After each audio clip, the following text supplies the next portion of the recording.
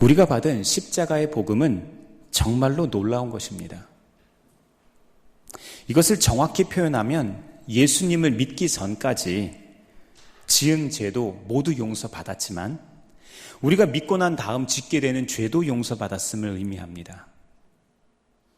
우리가 예수님을 믿고 나면 우리가 죄인이어도 하나님은 의인이라고 인정해 주신다는 겁니다. 정말 믿어지지 않는 은혜입니다. 이것을 완전한 용서의 은혜라고 합니다. 조금 어려운 말로 성도의 견인이라고 이야기하기도 합니다.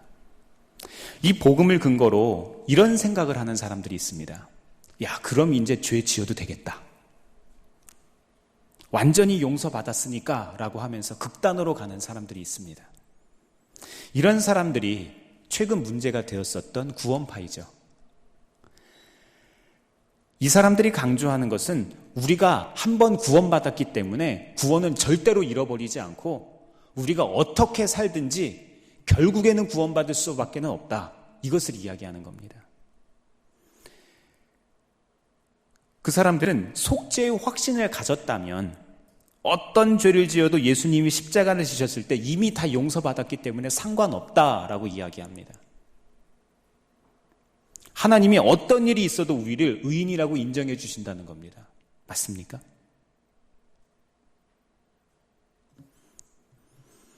그러니까 죄를 지어도 회개할 필요가 없고 회개하면 아직 믿지 못하는 증거다라고 이렇게 이야기합니다.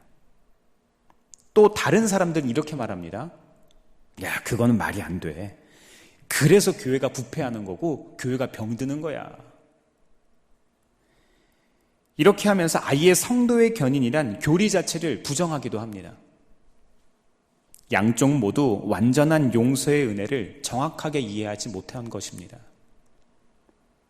분명한 것은 우리가 예수님을 믿을 때 하나님은 우리가 그때까지 지은 죄뿐 아니라 앞으로 짓게 될 죄까지도 모두 용서하셨다는 겁니다.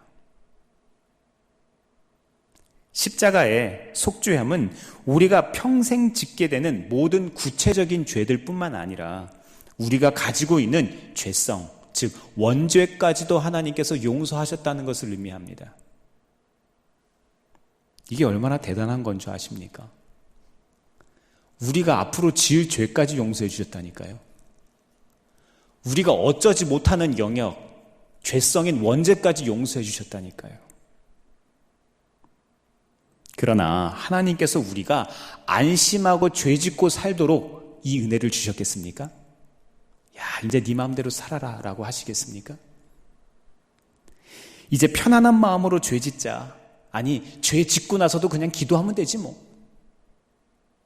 이런 생각하십니까? 이것은 속죄의 믿음이 아니고 하나님께서 이런 태도를 원하시지 않습니다.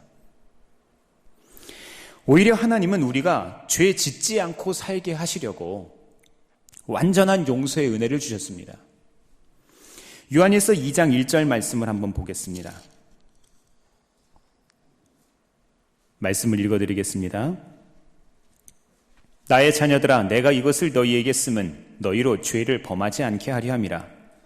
만일 누가 죄를 범하여도 아버지 앞에서 우리에게 대언자가 있으니 곧 의로우신 예수 그리스도시라. 하나님의 뜻은 우리가 죄를 짓지 않고 사는 것입니다. 그런데 하나님은 왜 우리가 앞으로 지을 죄까지 용서하시는 은혜를 주셨을까요? 왜 그럴까요? 아니, 지금까지 지은 것만 용서해 주셨으면 되는데 왜 그랬을까요? 여기에 복음의 놀라운 비밀이 있습니다. 사랑하는 성도 여러분, 한번 생각해 보세요. 예수님을 믿고 난 다음, 우리가 그 구원의 체험을 한 그 다음 죄를 미워하는 마음이 생기셨습니까? 한번 곰곰이 생각해 보세요. 내가 5년 전에 예수님을 인격적으로 처음 경험했다면, 아니 내가 10년 전에 20년 전에 예수님을 처음 경험했다면 그때 우리의 마음 가운데 죄를 미워하는 마음이 생기셨냐고요. 스스로 정직하게 대답해 보시기 바랍니다. 그렇다면 하나님은 여러분이 더 이상 죄 짓지 않고 하나님의 계명대로 살 수 있도록 해 주신 것입니다. 우리 안에 더 이상 죄 짓지 말아야겠다. 하나님의 말씀대로 살아야겠다는 간절한 마음이 있는 것은 전적인 성령님의 역사입니다. 성령께서는 거룩한 분이시기 때문에 우리 안에 그런 거룩한 욕구가 계속해서 생기는 겁니다. 그런데 문제는 우리 육신이 계속 죄를 짓는다는 겁니다. 죄 짓기 싫어도 우리가 육신을 가지고 살기 때문에 자꾸만 죄를 짓게 됩니다. 제가 학생들에게 이런 이야기를 해요. 길을 가다가 예쁜 여자가 있을 때 한 번 쳐다보는 거는 죄가 아니야. 남자가 하나님의 형상으로 지어진 여자를 보고 예쁘다고 생각하는 건 죄가 아니야. 여자들도 마찬가지지. 근데 돌아섰다가 한 번 더 쳐다보고 이상한 생각하는 건 죄야. 이해하십니까? 이런 우리들을 위해서 하나님께서 완전한 용서의 은혜라는 안전장치를 마련해 주신 겁니다. 죄를 지었을 때마다 깨끗함을 받고 다시 하나님의 말씀대로 살게 하도록 하신 겁니다. 그렇기 때문에 구원받은 하나님의 자녀라 하더라도 끊임없는 회개와 끊임없는 주님과의 어떤 교제와 기도의 생활을 통해서 우리가 점점점 믿음이 성숙해 가야 하는 것입니다. 저기 대부도에 가면은요, 동춘 서커스 천막이 있어요. 서커스에 가면 그네타기 묘기를 합니다. 이 그네타기 묘기 보신 적 있으시죠? TV를 통해서나 직접, 그렇죠? 바닥에 안전그물을 칩니다. 묘기 부리는 사람이 혹시 실수할까봐, 큰 대형 사고가 날까봐 그물을 칩니다. 안전그물을 치고 난 다음에 그네를 타면요, 마음의 안정감이 생겨서 이 그네 타기 묘기를 하는 사람이 훨씬 더 완벽한 기술을 구현할 수 있다고 합니다. 혹시 떨어져도 안전하다고 믿으니까 그렇지 않을까요? 생각해 보시기 바랍니다. 서커스 할 때 안전 그물을 쳐놓으면 묘기를 부리다가 떨어지라고 쳐놓는 겁니까? 아니죠. 떨어지라고 쳐놓는 것이 아니라 떨어지지 말라고 쳐놓는 겁니다. 하나님께서도 마찬가지입니다. 하나님께서 원하시는 것은 우리가 죄 짓지 않고 하나님의 뜻대로 사는 것입니다. 죄를 지으라고 마음대로 살으라고 우리에게 그렇게 말씀하시는 것이 아니라 죄 짓지 말라고, 하나님 뜻대로 살으라고, 사랑하며 살으라고 우리에게 말씀하시는 겁니다. 그러나 우리는 육신을 가지고 있기 때문에 말씀대로 살고 싶은 간절한 소원이 있는데도 그것이 잘 되지 않습니다. 오라 나는 곤고한 사람이라. 누가 나를 이 사망의 몸에서 건져내랴. 바알과 덕 같은 고백을 우리는 매일 할 수밖에 없다는 겁니다. 그래서 하나님께서 우리를 끊임없이 용서하시고 다시 시작해 주시겠다는 겁니다. 다시 시작하자. 다시 해보자. 다시 도전해보자. 다시 사랑해보자. 이렇게 말씀하시는 겁니다. 제가 YMDTS를 갔을 때 일입니다.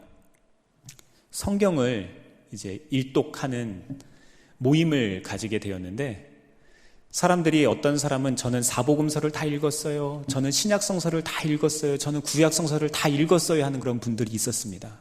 그런데 어떤 종류의 사람들이 있었는가 하면 저를 비롯한 많은 분들이 읽다가 중간에 힘든 거예요. 다 읽을 수가 없는 거예요. 그래서 중간에 쉽니다. 학교 스쿨에서는 하루에 이만큼 읽으면 돼요라고 하는 안내를 계속해서 내보내주는데 계속 실패를 하는 거예요. 일주일 있으면 일주일 동안 쭉 커리큘럼을 따라서 성경을 읽어야 되는데 그걸 읽지를 못하는 겁니다. 그러면 앞에 나와 안내하시는 간사님이 늘 하시던 말씀이 있었습니다. 어제까지 못 읽은 건 그냥 잊어버리세요. 오늘부터 다시 하면 됩니다. 오늘 정해진 양만큼만 읽으세요. 밀린 거 다 하려고 하지 마세요. 왜 그런 줄 아세요? 그게 은혜니까요. 이렇게 말씀하시는 거예요. 우리 성경을 이렇게 한번 보세요. 성경을 이렇게 보면 어디가 제일 까맣죠? 어디가 제일 해져 있죠? 보통 창세기하고 마태복음이 많이 해져 있어요. 왜 그렇습니까? 거기만 읽다가 그치니까 맨날 거기만 읽는 거예요. 사랑하는 성도 여러분, 주님께서는 좋은 아버지십니다. 주님께서는 우주 최고의 아버지이십니다. 우리가 어떤 죄를 짓더라도 우리가 어떤 잘못을 하더라도 그래, 지금부터 다시 하면 돼. 지금부터 해보자 라고 우리에게 손잡아 주시는 분이십니다. 오늘 말씀의 2장 1절에서 누가 죄를 짓더라도 하나님 앞에서 변호해 주시는 분이 우리에게 계신다고 했습니다. 여기서 누가라고 하는 말은 죄를 안 짓고 살고 싶은 사람, 즉 성도의 마음을 가진 그리스도인을 뜻하는 겁니다.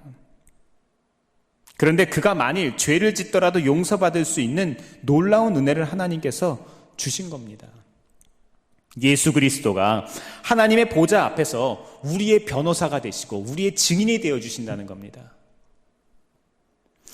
예수님은 우리를 위해서 십자가에서 죽으심으로 모든 죄의 값을 치르셨습니다.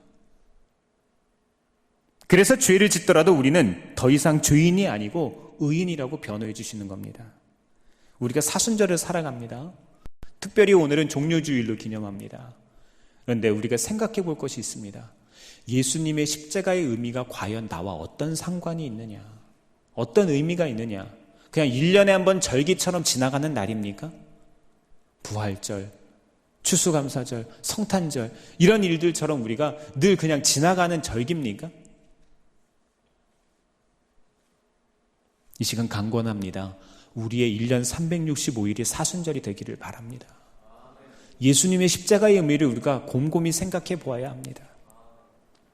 우리가 할 일은 오직 하나님 앞에 우리의 죄를 고백하는 것, 그리고 그것을 용서함 받아서 하나님 앞에 담대함과 힘과 능력을 얻어서 우리의 삶에서 한 사람의 올바른 크리스천으로 살아가는 것, 이것이 우리에게 필요한 겁니다.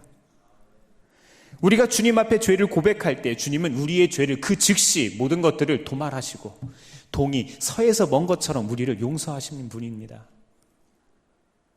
이처럼 완전한 용서의 은혜는 우리가 죄 짓지 않고 살게 하시려는 하나님의 은혜입니다. 감리교의 창시자 존 웨슬리가 있죠. 이분은 유년 시절 목회자였던 아버지로부터 엄격하고 철저한 신앙 훈련을 받고 자랐습니다. 그리고 어머니로부터는 헬라어, 라틴어, 프랑스어를 배웠다고 합니다. 이후 옥스퍼드 대학 처치 칼리지를 졸업하고 1726년 링컨 칼리지 연구원을 지내면서 아버지의 교회에서 부제로 지내게 되었습니다.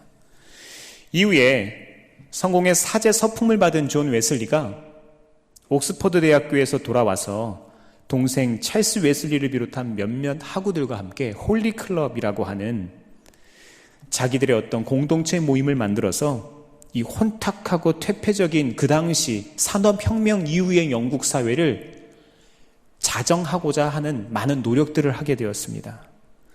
웨슬리는 이때부터 엄격한 규율을 지키는 사람이라는 뜻의 메소디스트라는 말로 불리게 되었습니다. 그래서 감리교회가 메소디스트 철치인 거예요.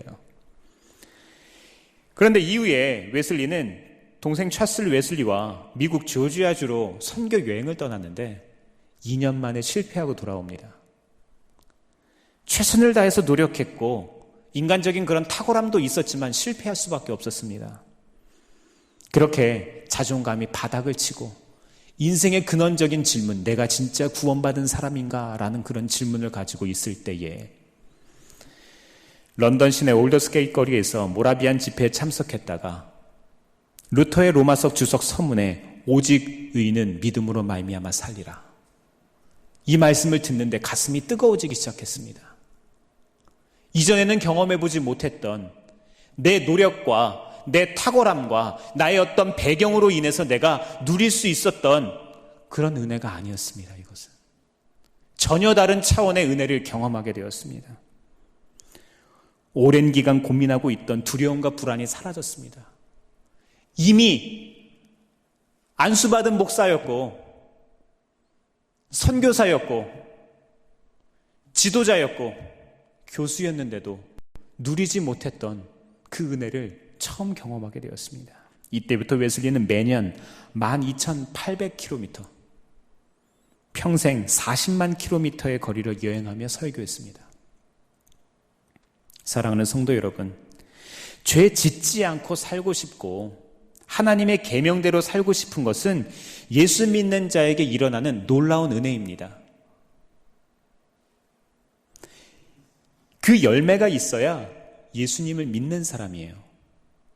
그러나 죄 짓지 않고 거룩하게 사는 것, 하나님의 계명대로 사는 것은 내 뜻대로 되는 게 아닙니다. 내가 하고 싶어도 되는 게 아니에요. 할 수 있는 조건이 있다고 해서 되는 것이 아닙니다. 그건 역시 하나님이 해주시는 겁니다. 하나님은 죄 짓지 말라고 하시기보다는 우리가 죄 짓지 않게 만들어주시는 겁니다. 죄를 짓지 않으려고 노력하는 것이 아니라 그냥 죄가 싫어지는 겁니다. 우리가 그 과정에서 혹시 실수하고 실패하더라도 하나님은 우리를 다시 용납하시고 우리를 다시 용서하시고 우리에게 다시 한번 기회를 주시는 분입니다. 우리가 어떤 죄를 지어도 하나님은 십자가의 은혜로 너는 의인이야 라고 말씀하시는 겁니다. 너는 내 것이라고 말씀하시는 겁니다. 이 완전한 용서의 은혜는 죄 짓지 않고 살기를 원하는 사람, 하나님의 말씀대로 살고 싶은 사람, 하나님을 사랑하며 살고 싶은 사람에게 주어지는 은혜입니다. 죄 짓지 않고자 하는 열망이 없는 사람에게는 전혀 해당되지 않습니다. 내 마음대로 살고 싶은 사람에게 해당되지 않는 거예요. 하나님은 마음대로 죄를 지으라고 우리에게 완전한 용서의 은혜를 주신 게 아닙니다. 그래서 완전한 용서의 은혜를 교리로만 알면 큰일 납니다. 교리적인 지식만으로 완전한 용서의 은혜를 알면 이단에 빠질 수도 있습니다. 이 교리 때문에 오히려 그 삶이 멸망할 수도 있습니다. 완전한 용서의 은혜는 예수님과의 실제적인 사귐 속에서 일어나야 합니다. 예수님과의 관계 없이, 예수님과의 일상적인 만남 없이, 그런 사귐 없이 이것이 있다면 큰일 나는 겁니다. 요한일서 2장 3절 4절 말씀 함께 읽어볼까요? 3절에서 4절입니다. 시작.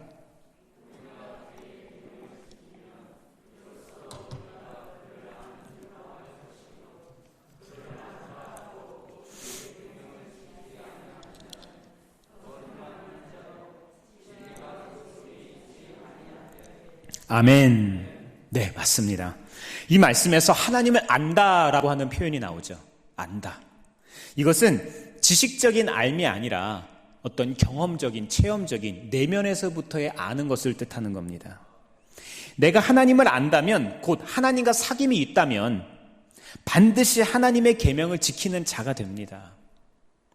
내가 하나님을 믿는다, 하나님을 안다, 하나님과 사귐이 있다고 이야기는 하면서 그렇지 않다고 하면 뭐가 된다고요? 거짓말쟁이가 된다는 겁니다. 그의 믿음이 가짜라는 것이죠. 그렇다면 사귐이란 무엇입니까? 사귐.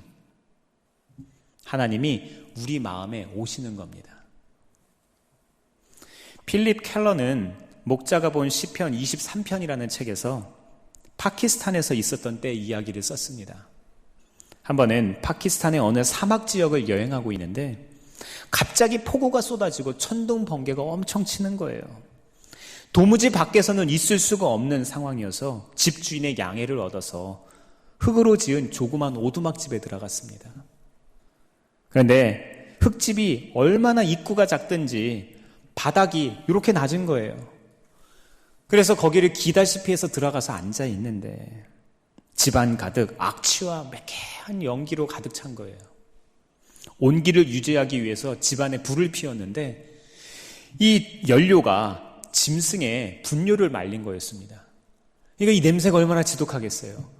근데 비 오는 날에다가 입구가 작으니까 연기가 빠져나가지도 않는 겁니다. 얼마나 힘들겠습니까? 게다가 천장에 갈라진 틈으로 빗물이 들어와서 물은 주룩주룩 떨어지는 거예요. 찝찝하고 더럽고 냄새나고 힘든 거예요. 그때 필립 켈러는 강력한 성령님의 음성을 들었습니다. 네가 지금 처한 그 형편이 바로 내가 네 속에 있는 형편이다. 우리는 주님이 내 안에 계신다고 쉽게 말합니다. 나는 구원받은 사람이고 주님이 내 안에 사신다고 우리는 쉽게 말을 합니다. 그런데 주님의 형편은 어떠하신지 한번 생각해 보셨습니까? 우리 안에 사시는 그 주님의 형편이 어떠한지 한번 고려해 보셨습니까? 지난 한 주간 사시면서 얼마나 주님과 친밀한 삶을 누리셨습니까? 얼마나 예수님 생각해 보셨어요? 그래도 사순절이잖아요. 주님이 내 마음에 계시기 때문에 너무나 고통스럽지 않을까 한번 생각해 보시기 바랍니다. 그렇다면 그런데도 주님이 왜 우리의 마음에 찾아오셨을까요? 이유는 하나입니다. 예수님을 막연하게 믿지 말라는 겁니다. 저 멀리 하늘에 계신 주님으로 주님을 믿지 말라는 겁니다. 실제로 주님이 나와 사귐을 갖기 위해서 우리 안에 들어오신 겁니다. 예수님께서는 정말 우리에게 찾아오셨습니다. 그분께서 진짜 오셨다는 것을 알게 될 때 죄 짓고 살 수 있겠습니까? 학교 다닐 때 제 친구는 고등학교 때 담배를 피웠던 친구가 있었어요. 이 친구는 꼭 지붕 아래서 담배를 피는 아주 신실한 크리스찬이었습니다. 이 친구는 제가 이야기를 하면 웃으면서 맨날 그렇게 얘기했습니다. 하나님이 위에서 보실 텐데 지붕 밑에서 피면 괜찮을 거야. 우리가 이렇게 눈 가리고 아웅하고 있지 않습니까?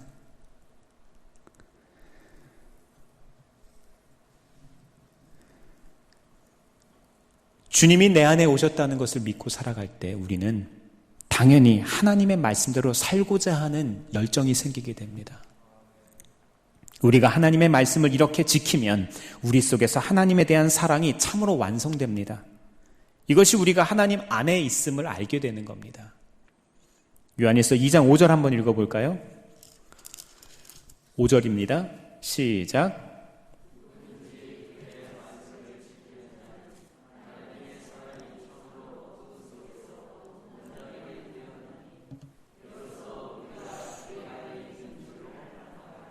아멘. 제가 세 번역으로 다시 한번 읽어드립니다. 그러나 누구든지 하나님의 말씀을 지키면 그 사람 속에서는 하나님에 대한 사랑이 참으로 완성됩니다. 이것으로 우리가 하나님 안에 있음을 압니다. 사도 요한은 우리가 하나님의 말씀을 지키는 것은 하나님에 대한 사랑이 있기 때문이라고 이야기합니다. 하나님을 사랑하니까 하나님의 말씀대로 살고 싶은 겁니다. 내가 그 친구를 정말 좋아하고 아끼니까 그 친구가 원하는 대로 사는 거예요. 내 아내를 정말 사랑하니까, 내 남편을 정말 사랑하니까, 내 자녀를 정말 사랑하니까 그를 위해서 살고자 하는 그런 마음이 생기지 않습니까? 주님께서도 마찬가지라는 거예요. 우리에게 그것을 기대하시는 겁니다. 하나님을 사랑하니까 하나님의 말씀대로 살고 싶은 겁니다. 그래서 하나님의 말씀대로 사는 것을 보면 그 사람이 얼마나 하나님을 사랑하는지를 알게 됩니다. 사랑하는 성도 여러분, 진짜 사랑하십니까? 예수님을 저주하고 3번이나 부인했던 베드로 기억하시지요? 이 베드로에게 예수님이 찾아오셔서 너 왜 그랬어? 너 나 진짜 믿어? 라고 얘기하신 것이 아니라 뭐라고 이야기하셨습니까?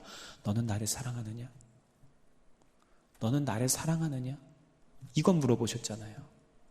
왜 똑같이 사랑하느냐는 이야기를 3번이나 물어보셨을까요?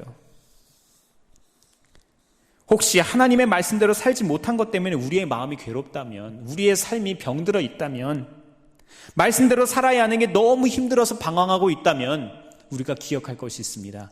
주님이 우리에게 말씀하시는 건 딱 하나입니다. 네가 나를 사랑하느냐?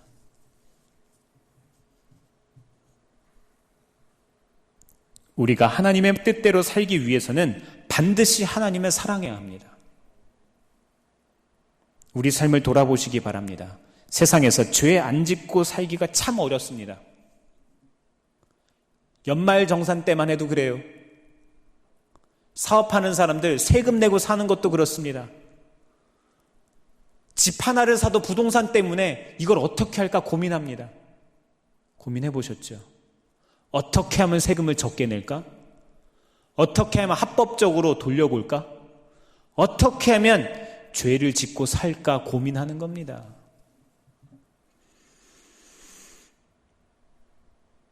하나님의 말씀대로 사는 게 참 힘듭니다. 그런데도 하나님의 말씀대로 살고 싶다면 그 이유는 하나님을 사랑하게 되었기 때문입니다. 어쩔 수가 없는 거예요. 하나님을 사랑하게 되면 우리가 사는 이 세상이 꼭 힘들지만은 않습니다. 사랑하는 사람은 말씀대로 사는 것이, 그분의 뜻대로 사는 것이 힘들다고 말하지 않습니다. 오히려 말씀대로 사는 것이 기쁨이 됩니다. 이것이 바로 사랑에 빠진 사람의 모습입니다. 강권합니다. 하나님과 완전한 사랑에 빠지시기를 바랍니다. 우리가 하나님을 사랑하는 것은 하나님이 우리 안에 계시고 우리가 하나님에 있는 사귐을 뜻하는 겁니다. 5절 말씀에서 보았듯이 이것으로 우리가 하나님 안에 있음을 알 수 있습니다. 한번 여쭤보겠습니다. 예수님처럼 산다는 게 뭡니까? 예수님처럼 산다는 거. 제가 가끔 쓰는 표현인데요. 작은 예수님으로 살자. 예수님처럼 산다는 게 무엇을 뜻합니까? 핵심은 사랑입니다. 예수님이 하셨던 것을 잘 기억해 볼 때에 하나님을 사랑하고 이웃을 내 몸같이 사랑하셨던 예수님의 삶을 우리가 보아할 수 있습니다.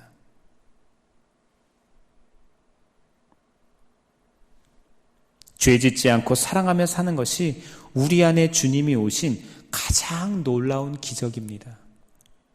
죄 짓지 않고 하나님의 계명대로 살려고 할 때 조심해야 할 게 하나 있습니다. 바로 율법주의에 빠지는 거예요. 수많은 교회, 수많은 사람들이 이 함정에 빠지기도 합니다.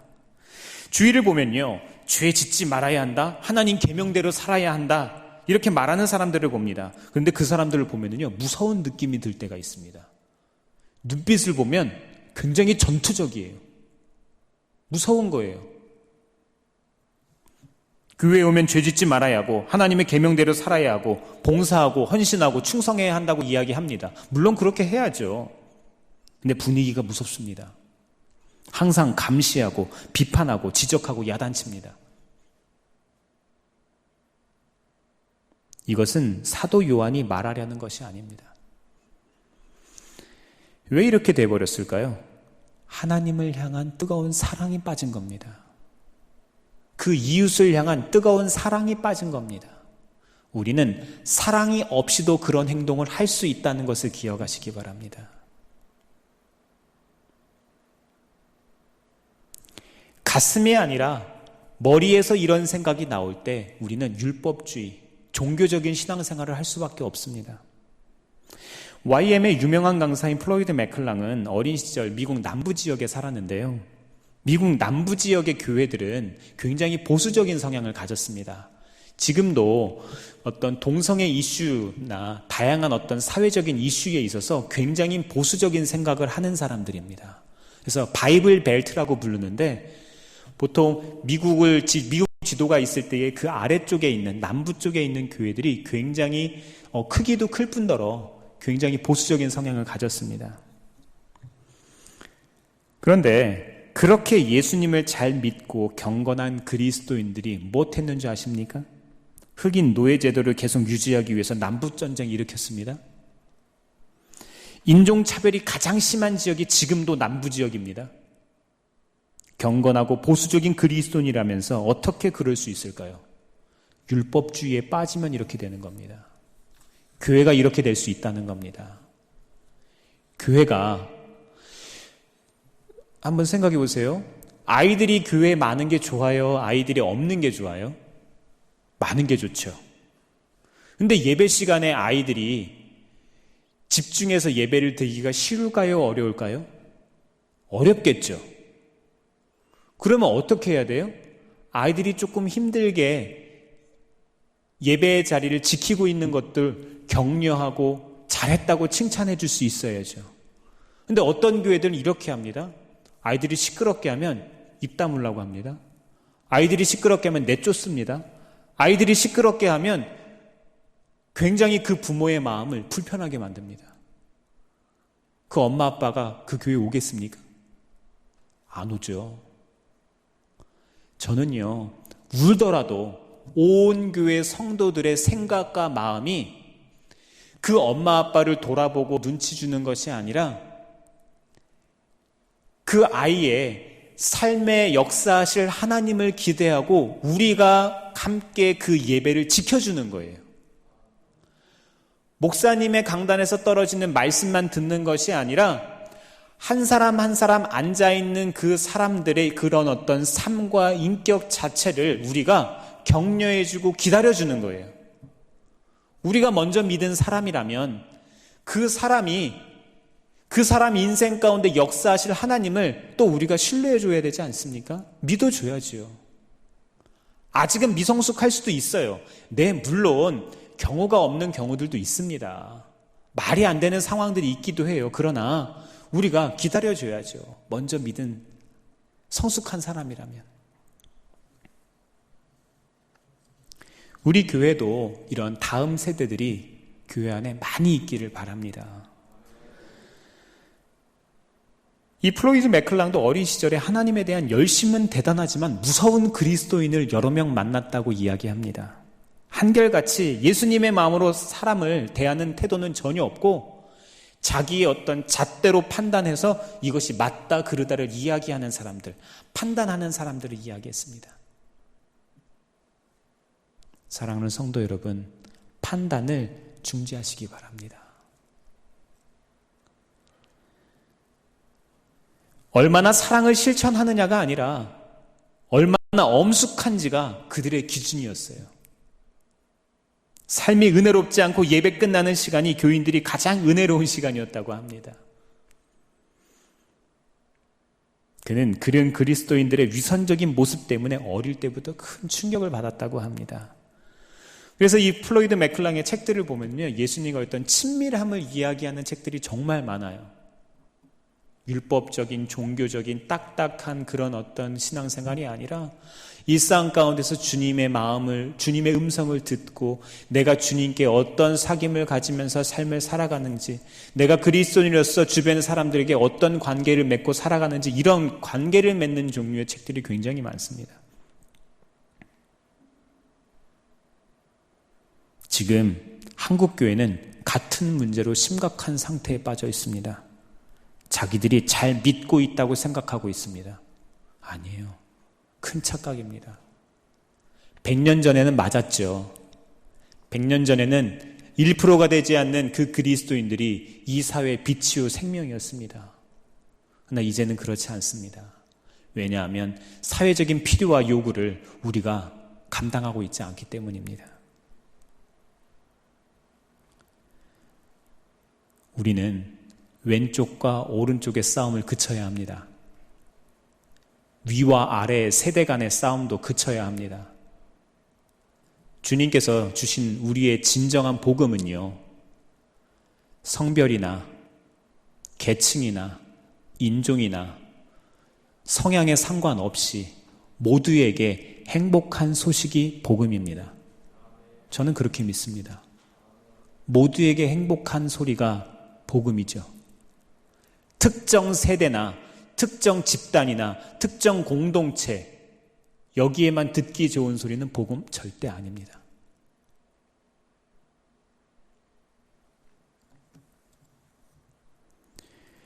사랑하는 성도 여러분, 우리 마음 가운데 주님의 사랑이 심겨졌습니다.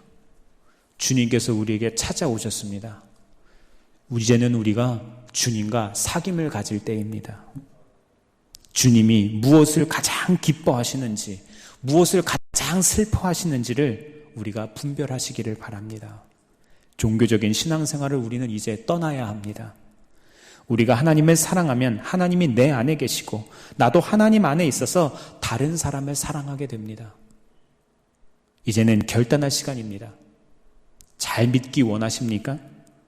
마음에 다짐한 대로 죄 짓지 않기를 원하십니까? 하나님 기쁘게 하시기를 원합니까? 그의 나라와 그의 의를 먼저 구하시기를 원하십니까? 말씀대로 사는 것은 우리의 힘만으로는 할 수 없습니다. 이런 삶은 하나님을 사랑함으로 오는 것입니다. 성경에 나오는 위대한 사람들은 다 하나님을 사랑했던 사람들입니다. 자신의 한계와 나약함을 뒤로하고 주님을 바라보았던 사람들입니다. 우리 역시 똑같은 은혜를 받았습니다. 이제는 그저 예수님을 믿지 말고 뜨겁게 가슴으로 사랑하시기 바랍니다. 멀리 계신 주님이 아니라 이제는 나와 함께 계신 주님, 나와 함께 손잡고 사시는 그 주님으로 여기시길 바랍니다. 기도하겠습니다.